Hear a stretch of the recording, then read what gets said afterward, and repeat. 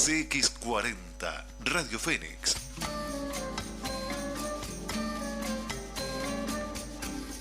...1330 AM.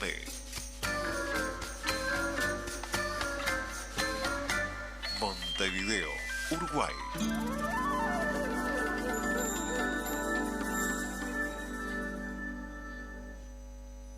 El siguiente es un espacio contratado. Los comentarios que se realicen son responsabilidad del contratante y los mismos no representan la opinión de la emisora. Son fantasmas en los pasillos igual que ayer, con canciones en los bolsillos. El trazo, un espacio donde la cultura se dibuja a través de los sentidos. Todos los martes, desde las 18:30, con la conducción de Germán, el forjador Aquistapache, junto al profesor Álvaro García y el politólogo Germán Santos. El Trazo, un programa UMT Producciones.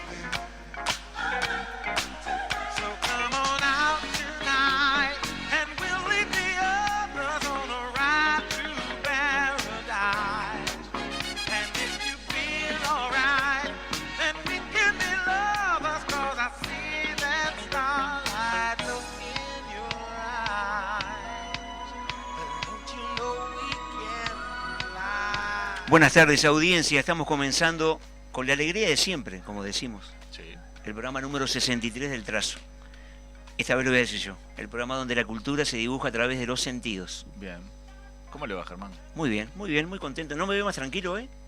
Lo veo bien. Tomé sí. la sublingual. Sí, sí. Yo se la Tomé la recomendé el otro pastillita. día porque... ¿Usted me recomendó? Sí, porque estaba muy olvidadizo. Estaba muy olvidadizo. Quiero que el público sepa que usted me llama por teléfono varias veces a la semana. Y no sé para qué. Y no sabe para qué.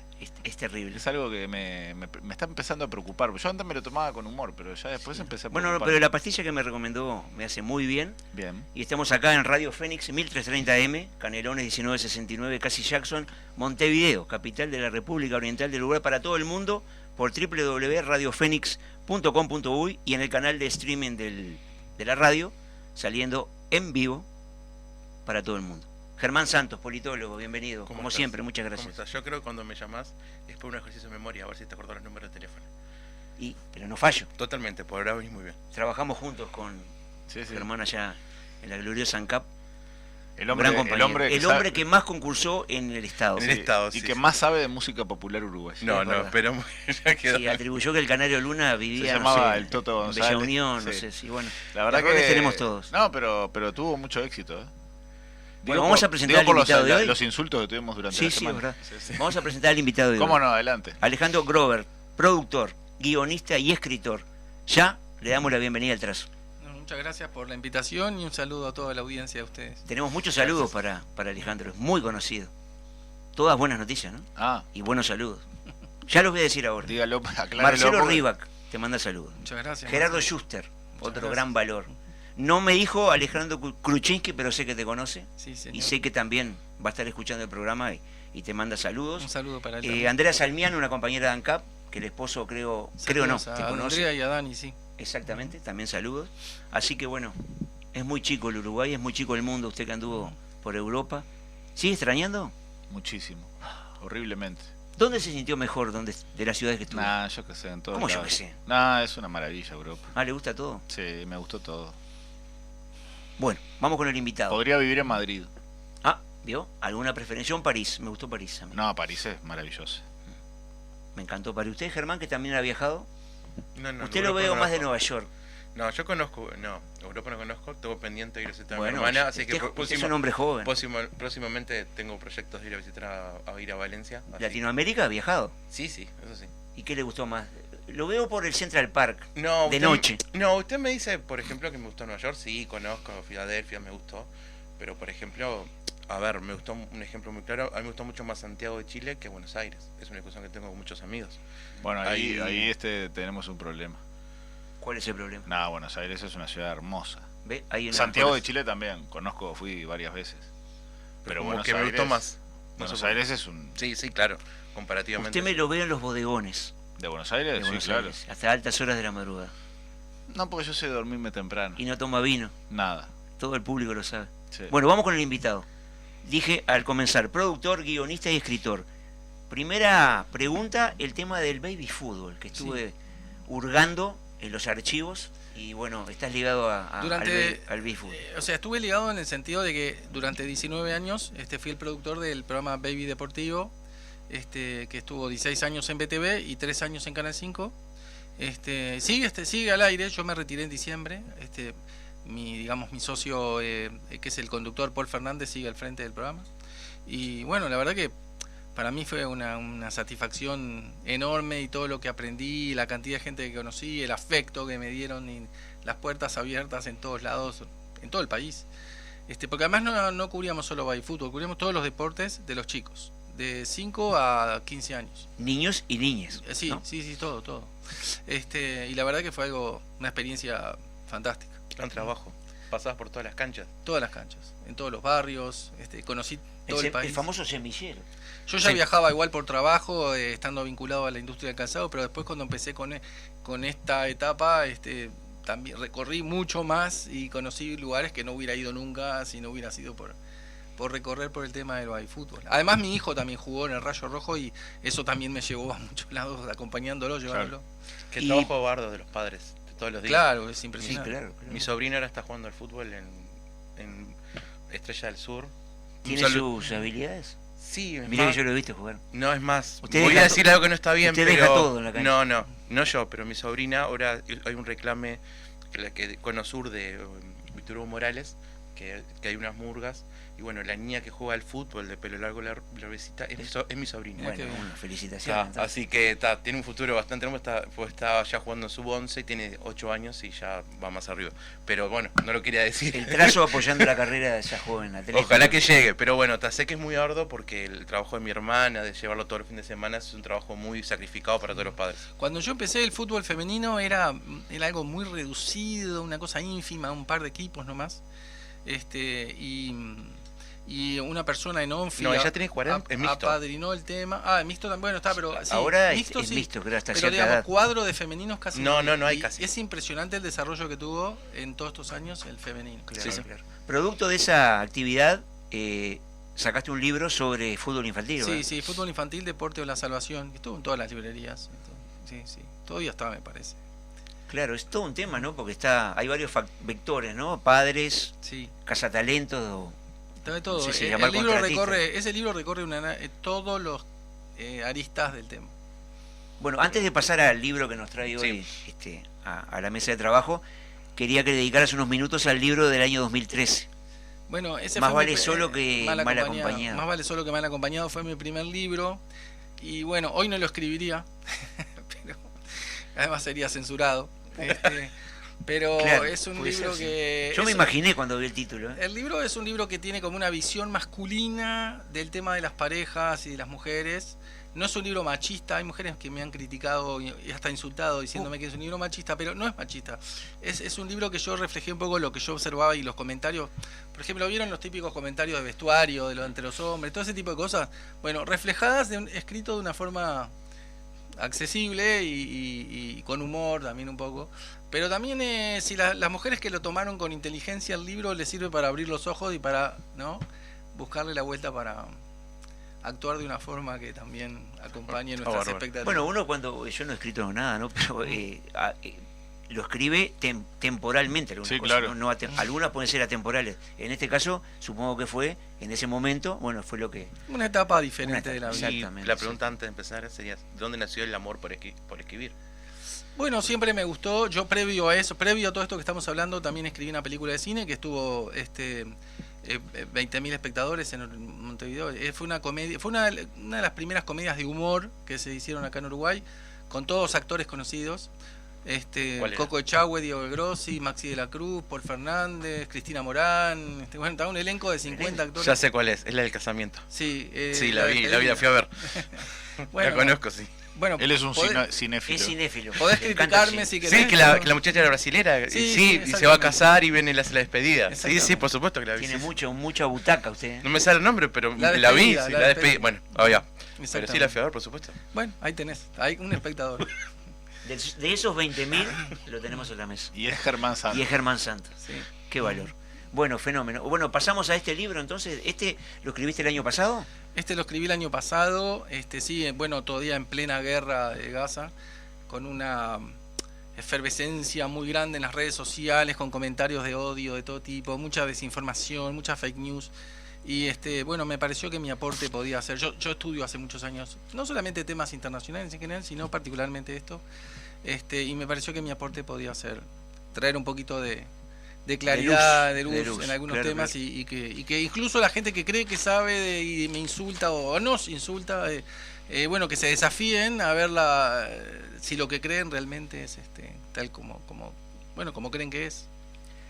Creo que un comienzo podría ser definir qué es antisionismo y qué es antisemitismo, y de ahí partimos hacia adelante, ¿les parece? Sí, por supuesto. En realidad todo tiene que ver con el visceral y antiguo odio a los judíos, que va tomando como distintas aristas o perspectivas a lo largo del tiempo. La versión moderna es antisionismo. Yo sostengo que es exactamente lo mismo, porque la gente que hoy en día te dice, mira, yo no soy antisemita, yo soy antisionista, porque no estoy de acuerdo con el gobierno de Netanyahu y porque puedo criticar libremente las cosas de Israel. Ok. Pero yo lo que digo es, vos no precisás ser antifrancés para criticar a Macron, o anti-Argentina para criticar a Milei, o lo que sea. También te podemos seguir con los ejemplos. O sea, vos podés criticar a Netanyahu todo lo que tengas ganas. Es más, la gente no critica a Netanyahu porque dice que no invierte lo suficiente en educación, salud, infraestructura y agricultura. O sea, lo critican básicamente por su postura o la postura de su gobierno en relación al conflicto con el tema de los palestinos y los árabes en general, o la geopolítica regional.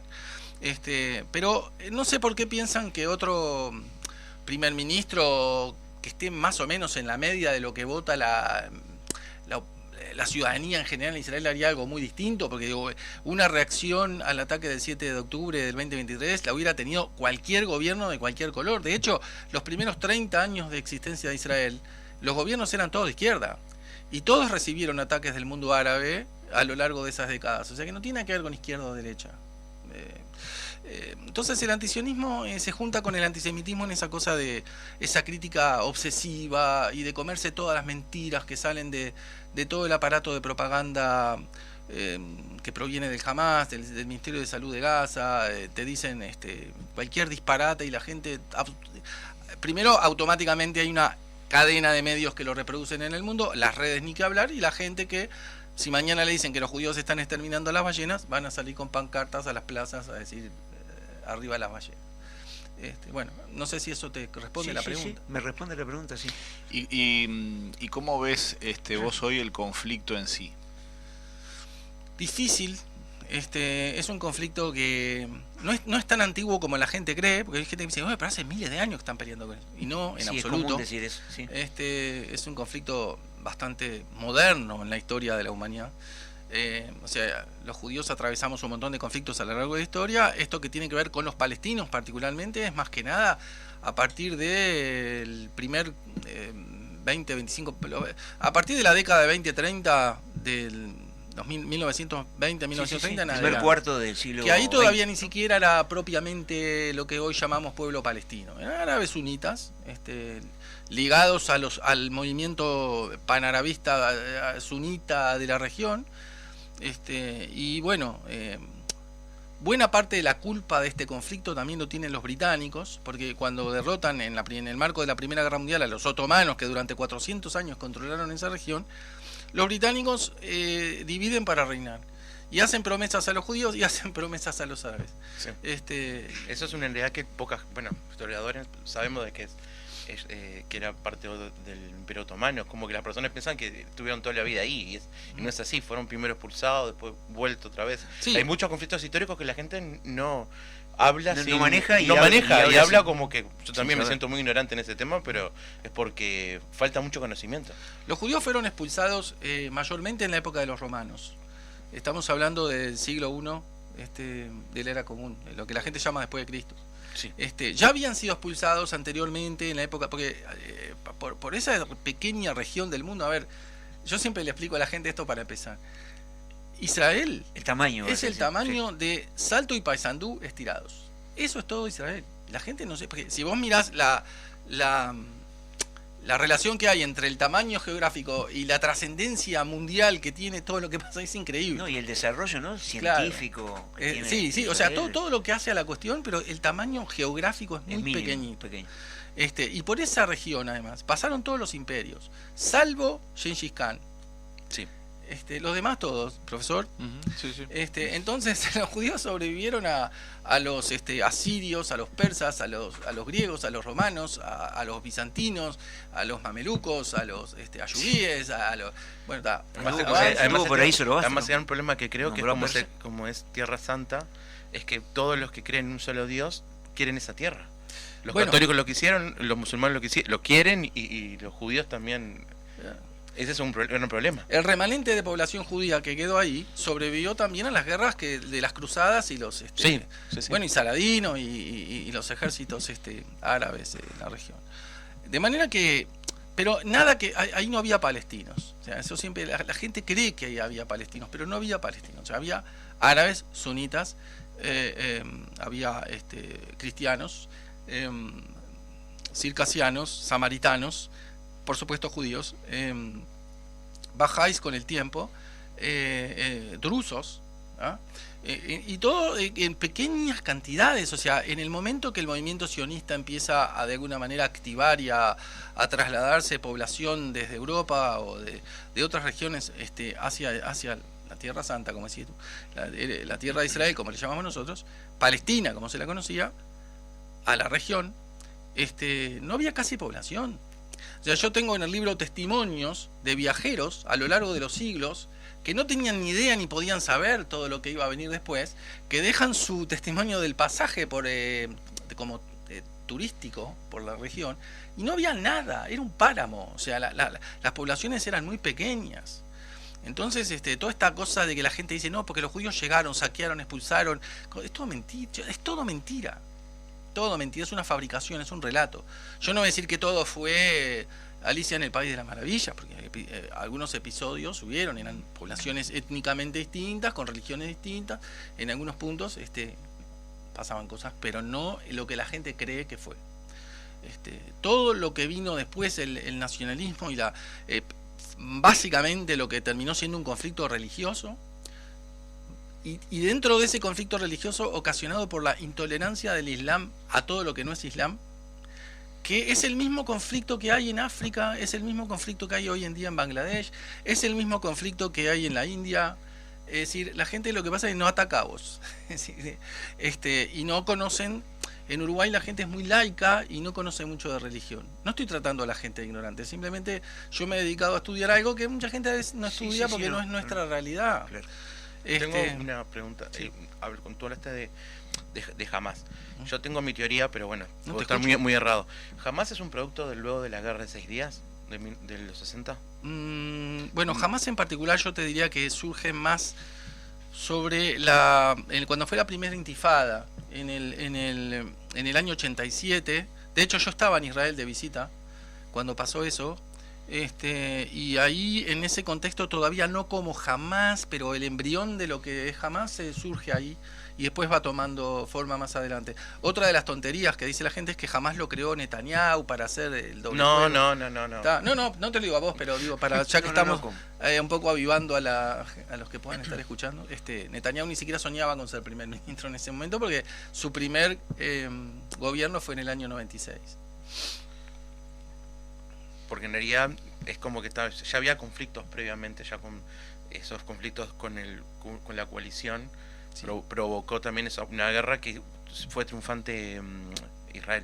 Y lo otro creo que también tengo una teoría, que Israel, el tener un comercio tan arriesgado con Estados Unidos, ahí hace que también muchas personas de izquierda le hacen un cierto rechazo a las posturas de la guerra de Israel, sin saber lo que está pasando realmente. Ahí yo creo que yo creo que una teoría también de que todo lo que pasa en Israel, el mundo lo sabe. Entonces, y en realidad es como decís tú, una cosa es como decir, no podemos criticar al gobierno de Francia y contra el país de Francia. Yo creo que en realidad es una postura, pero yo creo que la parte comercial ha afectado mucho también los tratados, o una postura cultural que lo ha llevado a muchas personas de izquierda que creo que están contra el sistema de judaísmo. Actualmente, es una opinión mía.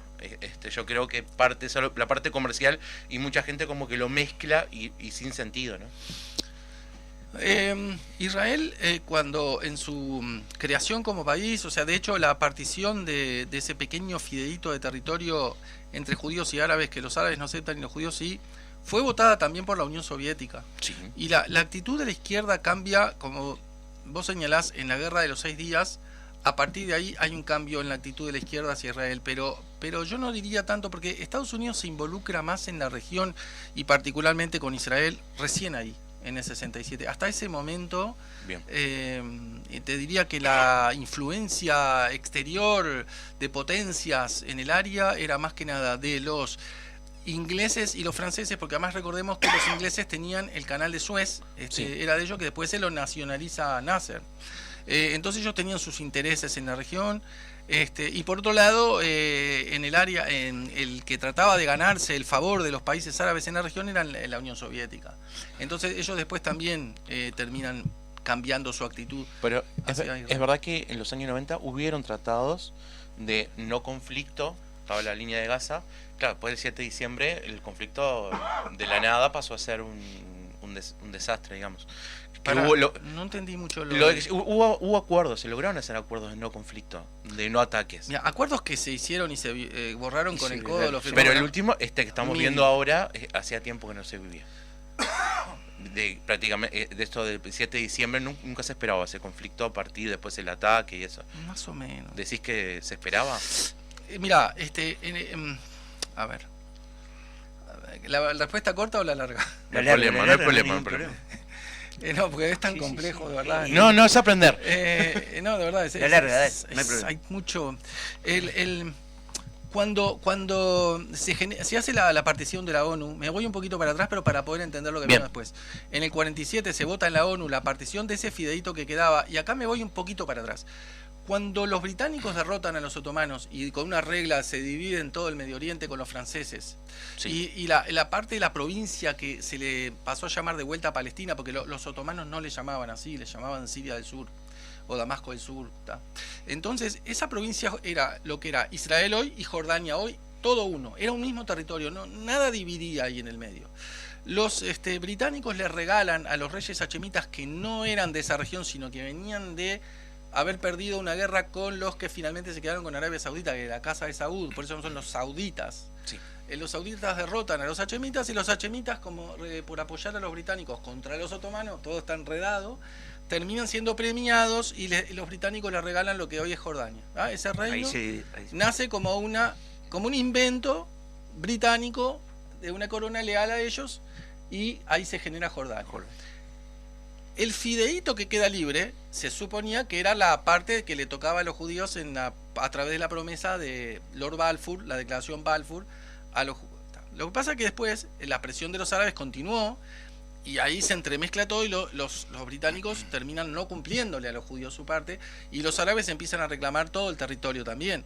Por eso no aceptan, años después, en el año 37, una nueva partición, una primera partición de ese fideíto, que los británicos le daban un pequeño pedacito a los judíos en el entorno de un puerto del norte de Haifa y el resto todo a los árabes, no a los palestinos, a los árabes. Los árabes lo rechazan. Hoy en día se deben querer matar de solamente acordarse de eso, pero bueno. Salto en el tiempo. Los judíos ya luchan contra los británicos, contra los nazis y contra las revueltas árabes. Entonces eran 3 frentes para una población de sobrevivientes y de gente que se vino de acá y de allá y la pequeña población local. En el 47 se vota la partición en la ONU, ¿está bien? De ese fideíto, mitad y mitad con los árabes lo rechazan, los judíos lo aceptan. En el día que declaran su independencia a Israel, el 14 de mayo de 1948, que es enseguida que los británicos suben las valijas al barco y se van, los 5 países árabes de la región atacan a Israel, que esa es la primera guerra, por eso te decía que es más para atrás. Esa guerra y todas las que vinieron después los árabes la pierden.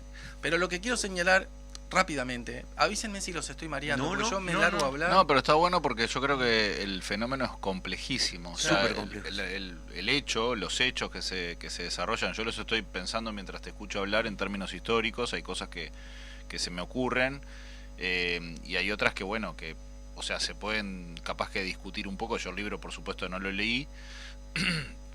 Tampoco soy especialista en el tema, quiero aclarar. Pero discutime, yo no tengo... Yo no quiero discutir porque lo que quiero es aprender más. O sea, me interesa saber más. Yo, por ejemplo, tengo una discrepancia con el concepto de antisemitismo por una cuestión de que en realidad los semitas son todos los pueblos que vivían en la región. Entonces, decir que uno es o alguien puede ser antisemita significaría que también es antipalestino, por ejemplo. No sé qué te parece. ¿Querés que termine lo que estaba diciendo? O que Sí, te claro, responda perdón eso? que No, pero está buenísima tu pregunta. Por favor, no me dejen que me olvide de responder eso. ¿Okay? Porque estoy de acuerdo con el antisionismo que va por el lado del nacionalismo. Tu pregunta es excelente, Del Estado de Israel. pero hagamos... Terminá lo anterior y... Igual ustedes son los dueños del programa. Díganme qué quieren que No, vamos porque a el hacer. invitado sos vos y tenés que hablar lo vos. anterior, ¿les parece? Sí, claro. Y Está. después de la pausa venimos con, Perfecto. Dale. con tu cuestionamiento. No, porque es entre buenísima comillas. la pregunta y mucha gente dice eso. Y es interesante responderlo. Desde el momento que termina esa guerra del 48, que termina en el 49 y se firman los acuerdos de la... ¿cómo se llama? Bueno, no fue paz, fue como un alto al fuego un poco más complejo. Un armisticio. Un armisticio, iba a esa decir es la eso, palabra que armisticio. estaba buscando, gracias. Se firma el armisticio del 49. Y esto es un detalle que voy a agregar, pero solo para que vean cómo es un detalle, pero cómo en la historia se desdibujan las cosas. Un catedrático, Víctor Constantín, creo que era el nombre de él, en Siria, dice, como los líderes árabes habían prometido que iban a reventar el Estado judío naciente y se iban a quedar con todo y le iban a dar a la población todo lo que los judíos iban a dejar porque los iban a tirar al agua en el mejor de los casos, el tipo que dice, como pierden la guerra, dice, esto es una catástrofe. ¿Cómo se dice catástrofe en árabe? Nakba. Entonces, la Nakba no fue la creación del Estado de Israel. La Nakba fue que ellos perdieron la guerra en el 49, finalmente se firman los armisticios y pierden incluso territorio con respecto a la partición. ¿Ok?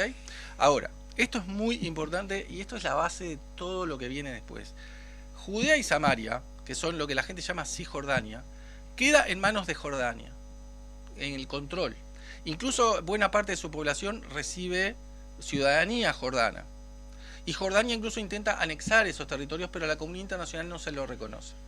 Y Egipto queda a cargo de Gaza, que ahora tiene conexión con lo que vos me preguntaste y por eso te decía que era importante explicar esto. Egipto queda en control de Gaza, pero no lo anexa, lo deja ahí. Durante 19 años, los árabes, que ahí ya se empezaba a conformar la identidad palestina, especialmente a partir de 1964, yo les estaba hablando del 49, ¿verdad? Sí, los años van pasando. En 1964 se forma la OLP, que es la Organización para la Liberación de Palestina. Ahora, ¿qué querían liberar si los territorios que yo les estoy marcando no estaban en manos de Israel? Estaban en manos de Jordania y Gaza. Y los árabes locales nunca se rebelaron contra Jordania y Egipto. ¿Ok?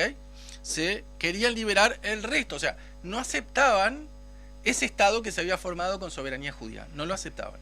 Entonces, por eso forman esa organización. Y a partir de ahí también, antes y después, muchos grupos, que todavía no el Hamas, pero otros grupos, como el Fatah, que pasa a ser después preponderante en la OLP, para luchar con contra Arafat. Israel. Claro, Arafat al frente, para destruir a Israel. Que ese fue el objetivo. Por eso ellos, ni en esa época, ni después, hasta el día de hoy, nunca aceptaron ningún acuerdo de paz. Ninguno.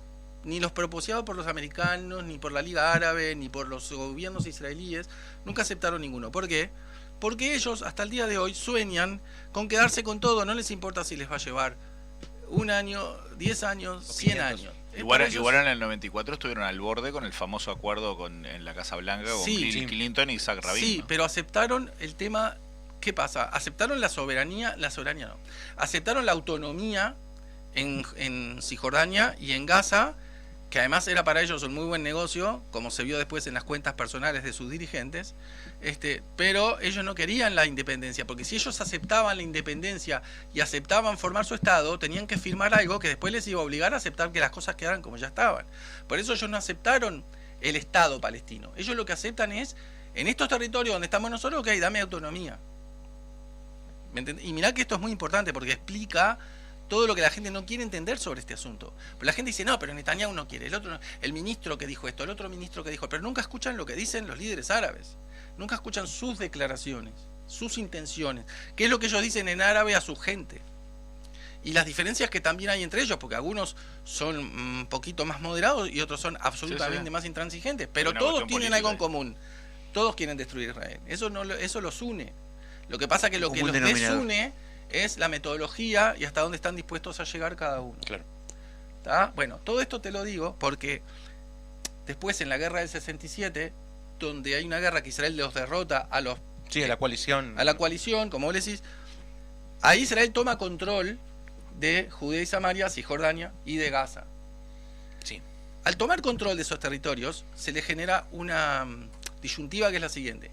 Obviamente hubieran querido anexarlos, como anexaron después, años más tarde, Golán, de manos de los sirios, pero la población local la tenían que dar ciudadanía si anexaban esos territorios. Y es una población muy hostil a los judíos. Ok. Entonces, eso quedó en un limbo que no se ha podido resolver hasta el día de hoy.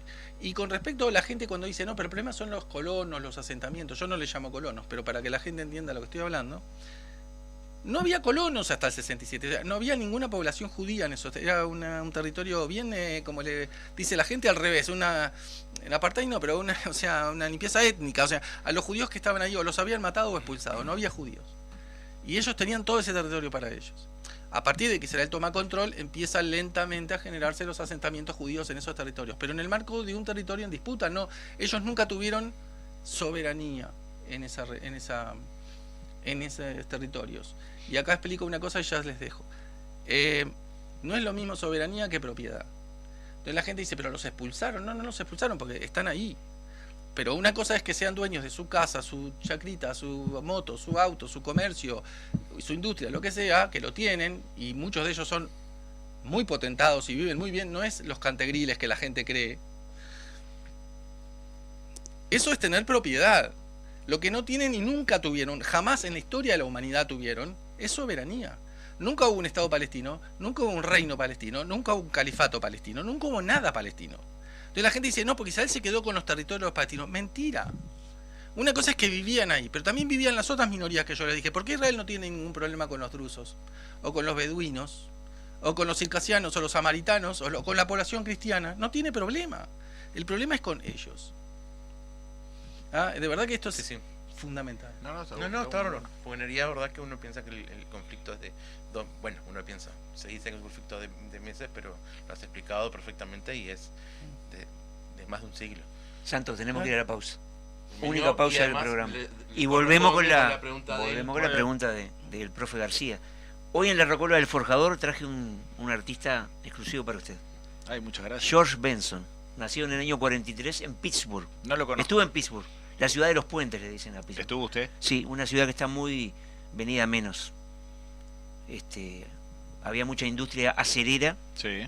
por allá por el año 40 más o menos, de 1940. Ahora está muy, muy venida menos, pero una ciudad muy bonita. George Benson. No se ría porque ya le adelanté. Estoy riendo porque puede que pasar tengo dos cualquier datos biográficos de... Era un niño prodigio, como usted. cosa. Ajá. A los 7 años tocaba el ukelele. Usted tocaba la armónica, no se ría. A mí me contaron. Tocaba la armónica en su barrio. A los 8 años, George Benson quería entrar a los clubes nocturnos a tocar la guitarra. Y usted quería entrar a otras cosas. Sí, nunca me dejaron. Sí, nunca lo dejaron. Porque era muy chico. Coincidencia que de grandes músicos con grandes Porque era profesores. muy chico, por eso. Era muy chico. No tenía cédula. Vamos a la pausa Sí, y por venimos favor. con Alejandro Grover, Germán Santos, el profe García, la community manager que está escondida detrás de la escondida. cámara y el forjador Acuistabache. Venimos con otro tema de Benson y volvemos. Over the night, now don't you feel like flying? Everything's right. You can't blame me for trying. Look up there, the stars are all aligned. Now don't you think it's time? Oh, closer to me. I want to feel your breathing permanently. 'Cause darling, I'm not leaving here till I get what I've been waiting for.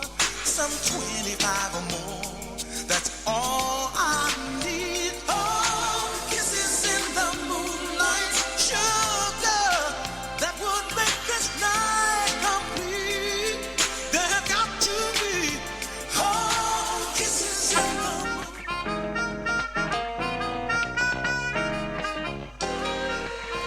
CX40 Radio Fénix 1330 AM Montevideo, Uruguay.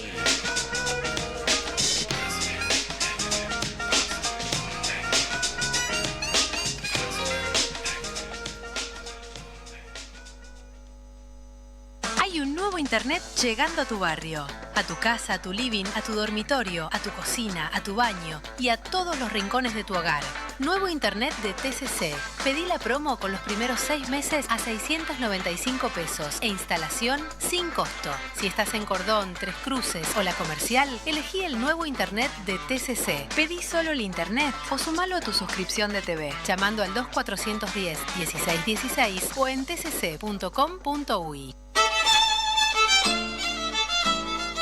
Vení a lo de Silverio, tu parrillada tradicional en la emblemática esquina de Alejo Rosselli Rigus y 4 de julio, a pasos del Estadio Centenario.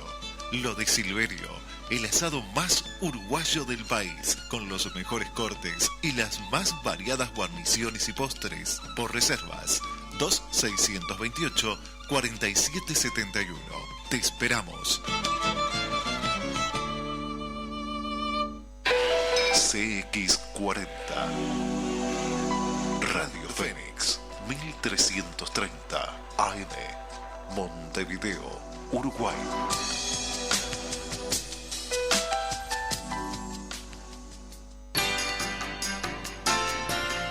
AFMU, Asociación de Food Mesa del Uruguay, con Miguel Lobo Romero al frente, nos invita a practicar este tradicional deporte de mesa.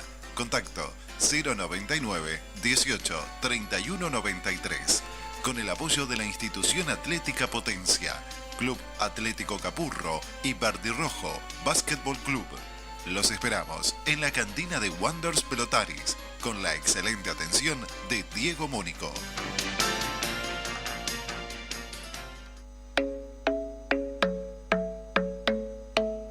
Aluque SRL. Más de 38 años de experiencia en fabricación de carpintería general de aluminio. La mejor ecuación calidad-precio. Series Proba, Gala CR, Suma y línea monobloc de aluminios del Uruguay. WhatsApp 094 409 352. En Instagram @aluquealuminio, www.aluquesrl.com. Canteros de Caná, vinos de autor. donde el arte y la pasión se fusionan en cada botella. Pedidos al 095 032 068. En Instagram, Canteros de Caná. En Facebook, Vinos Canteros de Caná.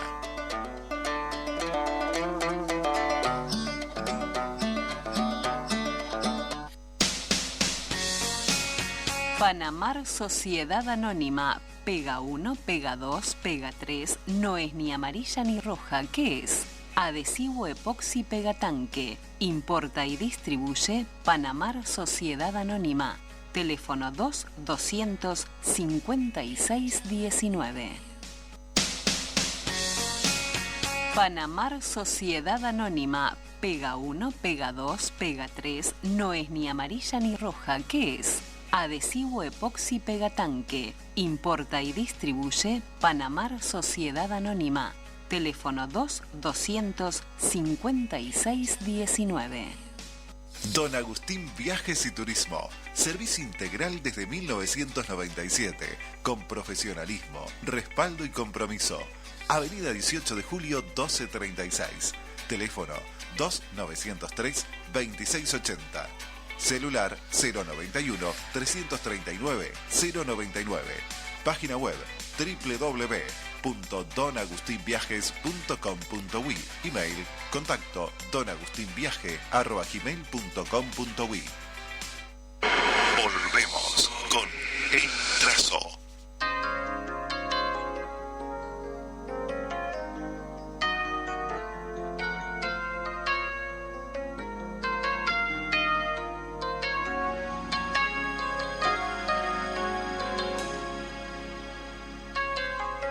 If I had to live my life without you near me, the days would all be empty. The nights would seem so long. With you I see forever oh so clearly. I might have been in love before, but it never felt this strong. Our dreams are young and we both know they'll take us where we want to go. Hold me now, touch me now. I don't want to live without you. Nothing's gonna change my love for you. You ought to know by now how much I love you. Venimos luego de la pausa con la última parte del trazo. Estamos compartiendo mesa de trabajo con Alejandro Grover, que vino a presentar su libro Antisemitismo y Antisionismo, dos caras de la misma judeofobia. Tuvimos un corte fermental. Fermental que va a seguir ahora con... Un programa aparte fue. Sí, es verdad. Y sí. Fue una pausa muy especial. Seguimos eso. Planteé la pregunta que había hecho No, antes la de pregunta pausa. que yo, que me hacía, al ver el título inclusive del libro, el antisemitismo, yo te preguntaba cuál es tu visión acerca de ese concepto en particular. Yo en lo personal creo que en realidad es un poco es una construcción cultural, ¿no? A mí me interesa mucho además el tema de las construcciones, ¿no? Culturales, porque creo que también lo voy a decir con esa palabra para que quede claro y no voy a andar con rodeos, se manipulan también muchas veces los conceptos. Porque claro, se los adapta a determinadas realidades y coyunturas. Si uno analiza el concepto de semita, en realidad está refiriéndose a toda una serie de poblaciones que vos incluso describías en la primera parte del programa, donde justamente se desarrollaron pueblos, desde hace 5.000 años. Esa zona que hoy ocupa Israel, que ocupa Palestina, etcétera, era la zona de los fenicios, era la zona, una zona muy rica desde el punto de vista comercial. Estoy hablando de las primeras civilizaciones, ¿no? Que justamente fue muy codiciada por todos los grandes imperios y las grandes civilizaciones del Mediterráneo, ¿no? Así es. Recordemos el asentamiento romano, la provincia romana de Judea, ¿no? Que generó todo el conflicto con Jesús, etcétera, ¿no? Entonces, yo te quería preguntar ese concepto de antisemitismo, que muchas veces se dice, los que están a favor de Israel, son los que están en contra de Israel son antisemitas. Sí. Yo ahí veo como una contradicción, pero es un concepto, es una idea. Vamos a deconstruirte. Ahí está, a ver, bien. Una terapia, ¿viste? No, Una pero terapia deconstructiva. un chistecito. No, no, Bueno, está bien, está bien. el tema es así. ¿Se acuerdan del arca de Noé? Sí, claro. Sí. Ok, un relato bíblico. Sí. Noé tuvo, una vez que sobreviven, tenía 3 hijos. Sem, Cam y Jafet. Ujú. Que se reparten el mundo conocido para repoblarlo, porque el diluvio lo había destruido todo y había matado a la gente que estaba antes. Sí. Sem, dentro de sus descendientes, está el padre de Abraham, que estaba en la zona de lo que hoy sería Irak, y Dios le da las instrucciones para que vaya a lo que finalmente es la tierra prometida y donde se conforma el pueblo de Israel. Ahí está. De ahí vienen las religiones abrahámicas, Sí. de Abraham, Exacto. y semitas, porque Abraham era descendiente de Sem. De Sem. Todos los descendientes de Sem son semitas, por lo tanto, cuando Abraham tiene a su primer hijo, que es Ismael, y finalmente hasta lo expulsa, de ahí vienen los pueblos árabes, y también tiene a Isaac, que de ahí viene el pueblo judío. Ujú. Ambos son semitas. Sí. O sea que los pueblos que se generaron en ese entorno, según el relato bíblico, porque el semitismo, los semitas, no es un concepto científico, no es es un concepto bíblico. ¿Tá? Claro, sí, sí, el origen es bíblico. Ok. Sí, sí. Entonces, como todo lo bíblico, incluso después con la aparición del cristianismo, siglos más tarde, todo, como que se reconfirman muchos conceptos religiosos llevados después a la cotidianeidad. Ujú. Queda establecido que los pueblos de ahí son semitas y por supuesto los judíos incluidos. Me voy y me hago un salto grande en la historia. En el siglo XIX, en Alemania, a alguien se le ocurrió, a raíz de tratar de encontrar un término que precisara un poco más lo que estaba pasando con los judíos en el seno de la población alemana antes de Hitler, Ujú. a un tipo cuyo nombre ahora no recuerdo, pero está en el libro, le crea el término antisemitismo, Renan fue. pero ahí está, pero en relación directa a los judíos. O sea, no lo hizo como una forma de ilustrar el odio a los pueblos semitas. Porque además Focalizó sobre los judíos. focalizó sobre los judíos, porque además había muy poquita población árabe en Europa en ese momento, no como hoy. Que Sí, se decir. está Claro, pero ahí tendríamos que ilustrar acerca de qué es ser semita, entonces. Ok, está bien, pero vamos a decir, los pueblos semitas, como muy bien dijiste, los palestinos todos también son semitas, porque son árabes. Pero el concepto de antisemitismo, por eso yo también uso más el concepto de judeofobia, porque es más apropiado, más precisa más a qué va ese odio irracional. Es decir, cuando Pero la gente dice antisemita hoy en día, lo que pasa que hoy en día, como están intentando deslegitimar Israel, deslegitimar que los judíos que están hoy no son los judíos de antes, porque los judíos de ahora son los descendientes de los házaros, y todo ese invento que hicieron, que yo Sí. si quieren, después les puedo, si sobra tiempo, les explico quiénes eran los házaros además, que era un pequeño pueblo del Cáucaso que se convirtió el judaísmo ahí por el año 800, 900, le era común, y no se convirtieron todos, se convirtió una parte. Igual no son el origen del pueblo judío moderno, se sumaron y se diluyeron en el concepto del pueblo judío. Eso es todo.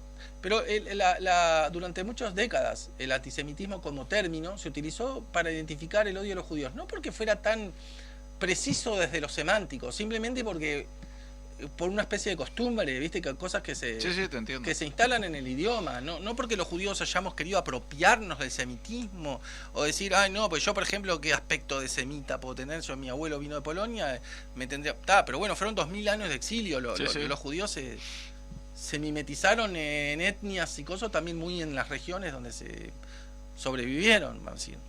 No sé si eso, No, está bien. para O sea, ampliar después Sí, claro. está más No, explicado en detalle. Perfecto, porque además, a ver, la idea también es decirle a los oyentes de que en realidad el libro, primero, es un libro muy voluminoso, yo por lo que estuve viendo, porque Alejandro tuvo la delicadeza de traérnoslo, es un libro de 745 páginas, que está, digo, muy bien documentado, tiene una serie de, en fin, muchísimos, más de 50 capítulos, porque lo que 66. estoy viendo, ahí va, 66 capítulos, y recorre toda la historia, digamos, de todo este conflicto, que me parece que está interesante, por lo menos para escuchar, digamos, una voz que además claramente sabe sobre el tema, ¿no? ¿A usted que le gusta la numerología? 66 páginas. 6 y 6, 12. 2 más 1, 3. El 3. Nuestro número siempre presente. El número 3 siempre El número presente. 3. La tríada. La tríada. Vos también tenías una ¿Tenías pregunta. una pregunta? Sí, mira, estamos en una Santos. duda, o retomar algo que estamos hablando, el tema de la relación de Estados Unidos con Israel y la relación que tiene actualmente con Trump, si hay un sentido económico en esa relación o hay otro sentido Comercial solo o hay otro motivo. Que eso también fue un comentario que hice aparte, que es esa relación hoy en día una relación de izquierda que es anti-Israel, para mi opinión es que va muy relacionado con ese tratado extraoficial Estados Unidos-Israel. A partir de la guerra de los 6 días y especialmente a partir de la década de los 70, sobre todo cuando viene el tema del boicot árabe que también se produce en el entorno de la guerra del Día del Perdón, y Estados Unidos se va involucrando cada vez más en Medio Oriente y también como una forma de preservar su flujo de recursos de petróleo y demás. Sí, me imaginé. Pero en el contexto del total, no como algo exclusivo, ¿no? Sí. El tema. Además, por ejemplo, yo escuché el programa de ustedes de la semana pasada. Y tengo una sutilísima discrepancia. O sea, Estados Unidos hoy en día no solamente se autoabastece de petróleo, es exportador. Hoy en día es uno de los principales exportadores de petróleo. Sí. La guerra con Irán no es por el petróleo, en mi opinión. Pero es un tema muy extenso que me parece que no nos va a dar el tiempo. Yo de todas maneras pienso que esta relación con Estados Unidos también ha variado en función de los cambios de las administraciones. O sea, fue una época conflictiva, por ejemplo, la relación con Obama. Obama jugó un partido medio ambiguo con respecto a Israel. Por primera vez un gobierno de Estados Unidos dejaba a Israel tirado en el Consejo de Seguridad con respecto a una votación. En fin, tuvo le dio mucho dinero a Irán, que fue lo que Trump criticó todos estos años, ¿no? Con esa cobertura de hacer un acuerdo contra el tema nuclear de Irán, le terminó facilitando 1.000 y pico de millones de dólares, etcétera. En armas. Claro, bueno, sí, en todo, pero Cash también, le mandó aviones con Cash a Irán en ese momento. La relación de Estados Unidos fue progresando también mucho, y esto yo creo que es el gran valor para Estados Unidos en cooperación en seguridad. Es decir, el Mossad realmente es un servicio de seguridad, de inteligencia que está muy en la punta de lanza de los servicios del mundo y le proporciona a Estados Unidos muchísima información en regiones donde la CIA no es tan fuerte y se retroalimentan porque también la CIA, ¿no? Es una cooperación que tiene también con los países europeos y con los países latinoamericanos, porque nosotros en Latinoamérica no estamos libres del tema del yihadismo y demás. Bueno, ya lo vimos en Buenos Aires, ¿no? Claro. Pero no es lo único. Bajaron un avión en Panamá, hay episodios más y menos conocidos, etcétera. Con Estados Unidos el tema también ha sido mucho la cooperación en el desarrollo de tecnología y también de armamento. Es decir, mucho del armamento que utiliza Estados Unidos es de invención israelí. Las principales compañías americanas tienen, Google, Microsoft, etcétera. Tienen bases ahí. Tienen bases en Estados Unidos porque a las universidades americanas, los pibes ahí andan volando en desarrollo. Yo creo que la cosa va más por ese lado. Y además Israel, independientemente de quién ha estado al frente de la administración de Estados Unidos, con más o menor adhesión a la causa de Israel, pero Israel ha sido muy leal a Estados Unidos. A pesar de que Netanyahu también tiene una excelente relación con Putin. Sí. Netanyahu es un tipo que levanta un teléfono y no hay gobernante en el mundo que no lo atienda, pero no lo digo desde la soberbia, lo digo desde el reconocimiento de un tipo que por más que mucha gente lo odia y no termina de entender bien cuál es su rol en toda esta región tan conflictiva, es un tipo que es un líder y que tiene una cabeza despegada en el mundo de la política y sabe cómo manejarse. La gente lo tilda de genocida, pero eso también es porque no entienden lo que pasa en Gaza, que es un tema extenso de explicar. Pero yo ya le digo a la gente, lean mi libro, no hay genocidio, nunca hubo genocidio en Gaza. Les tiro 3 datos así como para que se lleven algo de esto. Adelante. Por ejemplo, esta es la 5ª guerra con Gaza, porque en Israel, 2005, Israel retiró todo lo que tenía de población y militar, todo lo que tenía en Gaza lo retiró y le entregó a los árabes gazatíes el control de Gaza, ¿ok? Ellos en vez de hacer ahí el inicio de un Estado palestino, lo que hicieron fue un extenso campo terrorista para ataque a Israel con el objetivo que les marcaba yo hoy en la primera parte del programa. Lo que ellos buscan es destruir Israel. Entonces montaron ahí toda una infraestructura de túneles, misiles, estrategias de combate urbano, etc. A partir de ahí hubieron 5 guerras con Gaza. Esta es la 5ª y la más larga y la más compleja y la que mayor cantidad de víctimas ha tenido, por lejos. Pero la anterior fuerte fue en el 2014. En el 2014 había en Gaza 1.800.000 habitantes.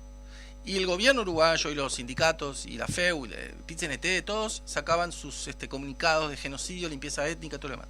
En 2014 hubieron, en un mes y medio de guerra, 2.300 muertos. En 1.800.000 habitantes. Ni de cerca puede ser eso un genocidio. Y ya lo tildaban de genocidio.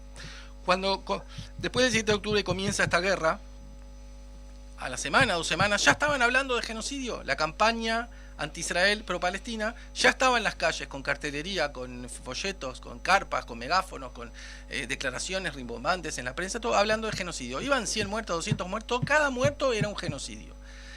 Murieron finalmente, según números de Hamas, porque Israel hasta ahora no ha dado cifras oficiales, en el entorno de 70, 70 y algo mil muertos, en una población que ahora ya no es de 1.800.000 como en 2014, es de 2.200.000 o más.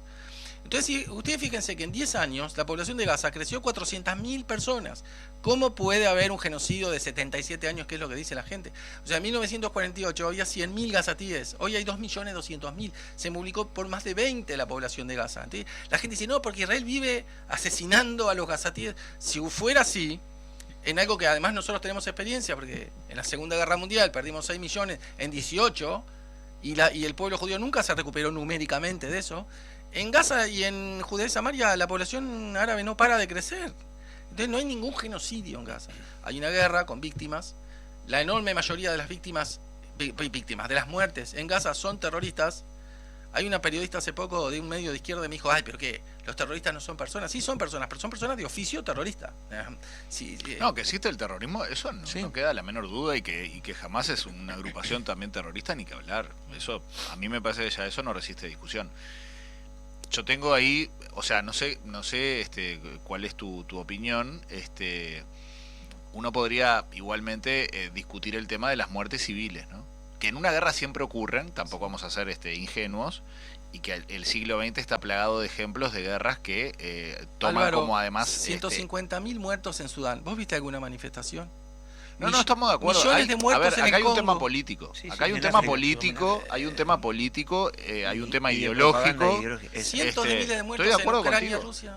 A ver, en el mundo hoy, lo hablábamos la semana pasada, hay 61 conflictos armados Claro, en todo el ¿Y por mundo. cuántos hay movilización? Estoy de acuerdo. Y la gente no tiene ni la menor idea cuántos conflictos además hay. Es bueno aclarar que Israel no solamente está en conflicto, tiene conflicto con Palestina.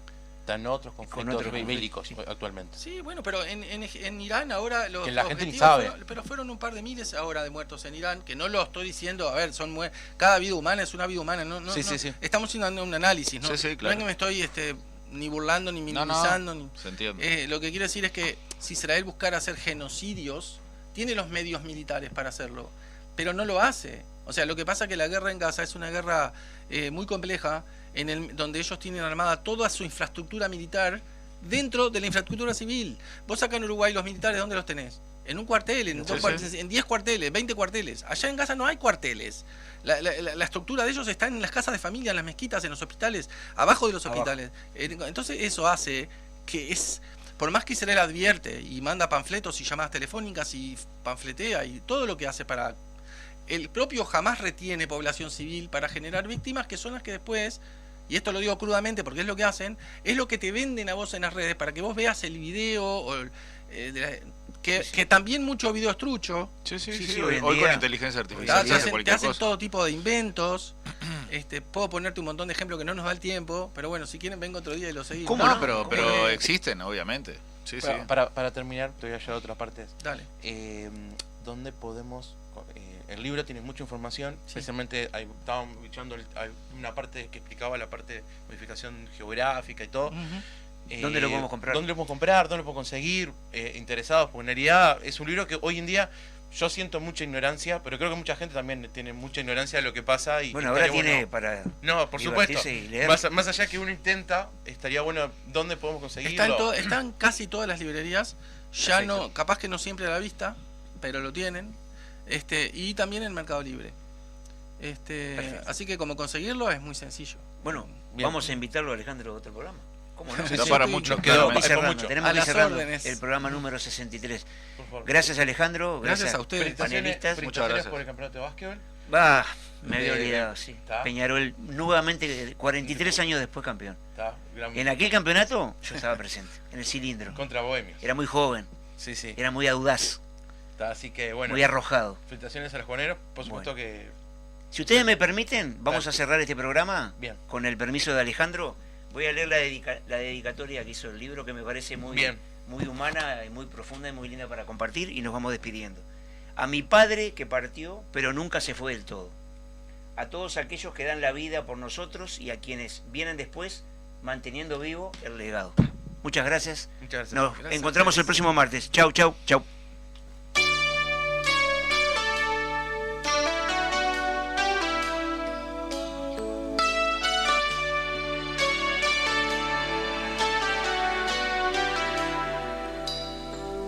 I think I finally know you.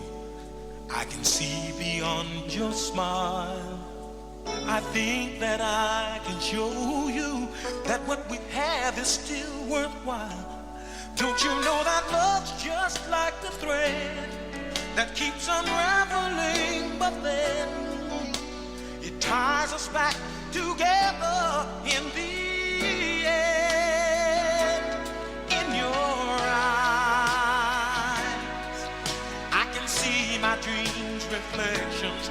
In your eyes, found the answers to my questions. In your eyes, I can see the reasons why our love's alive.